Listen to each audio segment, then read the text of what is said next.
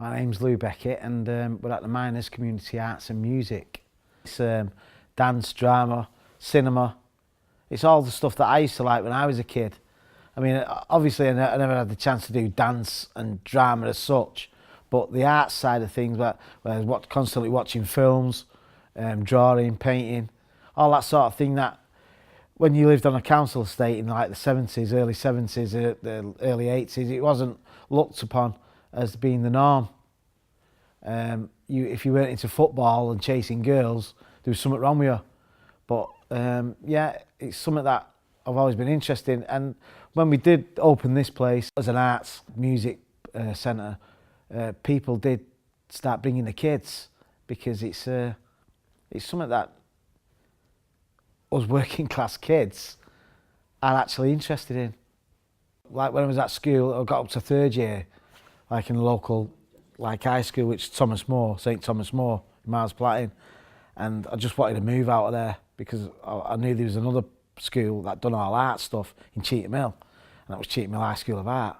So I kicked off that much, and my mum and dad just said, right, we'll take him. Anyway, I got in there, and I just loved it because it was all art. Everything was based around art, sculpture, drawing, painting, everything. It just it developed you more into the arts itself. But then when I left school, I had to get a job. I had to get a trade, my dad said. You know what I mean? So I went into like butchering because I had a Saturday job at that. But then I didn't like that. Then I went into engineering, where I picked up my welding skills and all the rest of it. And as the years went on, about 35, I went back to college for a fine art and passed all the foundation courses, flew through them, and then got accepted at Huddersfield University for a BA Honours degree. But it came back to money again, and I couldn't afford it. So I just packed it. I got to the point where I thought to myself, well, I could have done it anyway. But then I thought, I need to get back in work. So I got back in work, and then I got the keys for this place. Yeah, it was an old miners' wash house, and it was run down. It became, well, it was quite big during the 80s and 90s when it became a working men's club from the miners' wash house, which the pit was over that way. Just, it was the biggest pit in Manchester. It was the first Manchester super pit. And we acquired the keys in 2010, and when we come in, it was massively run down, just a complete mess. And we got it, me and my dad being a builder, started putting stuff together, getting it all back up and running, and I was helping him, doing my bit with it. And then volunteers started helping us, coming from all over the place, just helping us out. And we got it up and running, a cafe in the back, little room, which gave us a bit of revenue, and we put money back into the building and just worked our way around the building. The big room now that we're in, the stage at the back, we got that up and running, and then worked our way around, went into the cinema, which was an old smashed up room. We got 60 volunteers in 12 weeks to build it into a cinema, and they came from everywhere. People from as far as Madrid was coming over and helping us just to paint for the day. And then we carried on with the snooker room, and then worked our way down to the front of the building and opened all that up.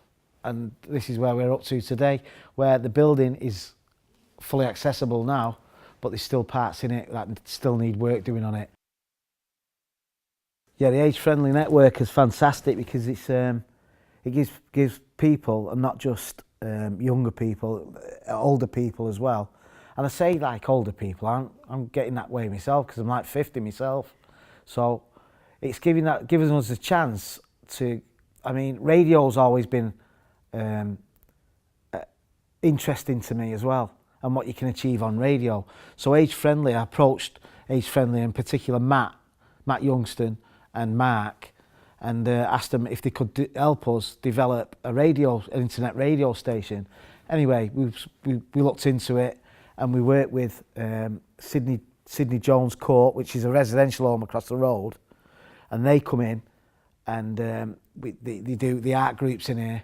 But now we're going to be going into the radio that they gave us the money for, and they want to be doing podcasts and doing interviews with them.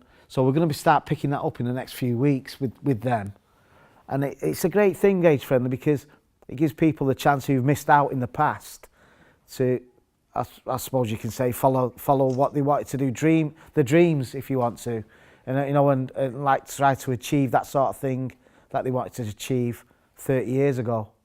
So to me, it's another great form of funding for the older generation, yeah, and helping them get into the arts, yeah.